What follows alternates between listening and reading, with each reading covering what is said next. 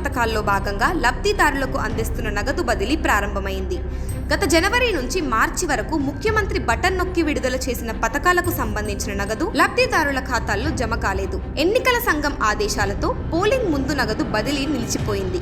EC ఆంక్షలు polling ముగియడంతో DBT పథకాలకు నిధుల విడుదల ప్రారంభించారు. బుధవారం ఆసరా పథకానికి 1480 కోట్ల రూపాయలు విడుదల చేశారు. జగనన్న విద్యా దీవెన కింద సంపూర్ణ ఫీజు రియంబర్స్మెంట్ కోసం 502 కోట్ల రూపాయలు విడుదలయ్యాయి. మిగిలిన పథకాలకు నేడో రేపో నిధులు విడుదల చేస్తున్నట్లు ఏపీ ప్రభుత్వం ప్రకటించింది. దశల వారీగా నిధులు విడుదల చేస్తున్నట్లు పేర్కొన్నారు. 2-3 రోజుల్లో నిధుల విడుదలను పూర్తి చేయనున్నారు. పోలింగ్ ముగిసిన తరువాత నిధుల విడుదల ప్రారంభమైంది.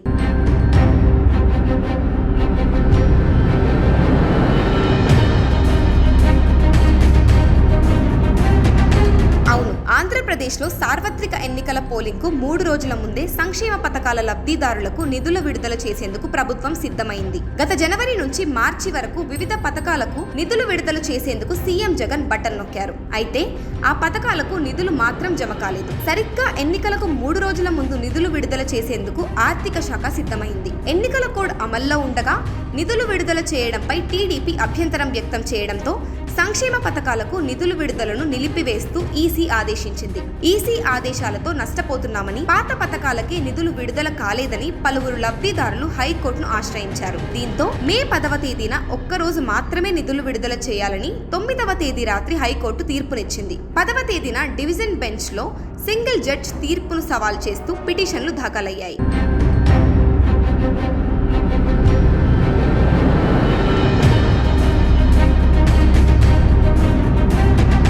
ఈ క్రమంలో నిధులు విడుదల చేయడంపై ఈసీ అభ్యంతరం చెప్పింది. పోలింగ్ ముందు నిధుల పంపిణీ సరికాదని, ఓటర్లను ప్రభావితం చేయడమేనని అభ్యంతరం తెలిపింది. 10వ తేదీన వాదనలు ముగిసే సమయానికి నగదు బదిలీ కాలేదు. దీంతో పోలింగ్ ముగిసే వరకు డబ్బులు పంపిణీ చేయవద్దని హైకోర్టు సీజీ ఆదేశించారు. గత జనవరి నుంచి మార్చి మధ్య కాలంలో 6 పథకాలకు దాదాపు 14,000 కోట్ల లబ్ధిదారులకు విడుదల చేస్తూ సీఎం జగన్ బటన్ నొక్కారు. ఖజానాలో తగినన్ని నిధులు ఉన్నా వాటిని బటన్ నొక్కిన వెంటనే విడుదల చేయకుండా ఎన్నికల పోలింగ్ వరకు వేచి చూశారని, పోలింగ్ ముందు ఖాతాల్లో జమ చేసేందుకు రెడీ అయ్యారని ఆరోపించారు. పోలింగ్ ముగిసిన తరువాత లబ్ధిదారులకు నగదు చెల్లించకుండా తాత్సారం చేస్తోందని టీడీపీ ఆరోపించింది. ఖజానాలో ఉన్న డబ్బును కాంట్రాక్టర్లకు చెల్లించేందుకు ప్రయత్నిస్తున్నారంటూ ఈసీకి ఫిర్యాదు చేసింది. తాజాగా వాటిని చెల్లిస్తున్నట్లు ప్రభుత్వం ప్రకటించింది. 2019 ఎన్నికల ఫలితాల సమయంలో చంద్రబాబు ఆపద్ధర్మ సీఎంగా 2 నెలలు ఉన్నారు. అయితే ఆయనకు అప్పుడు తాను ఓడిపోతానని ముందే తెలిసిందో ఏమో కానీ విడుదల చేయాల్సిన నిధులు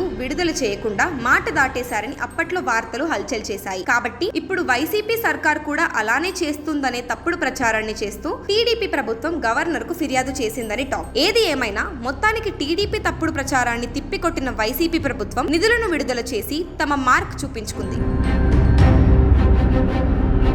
Please subscribe .news.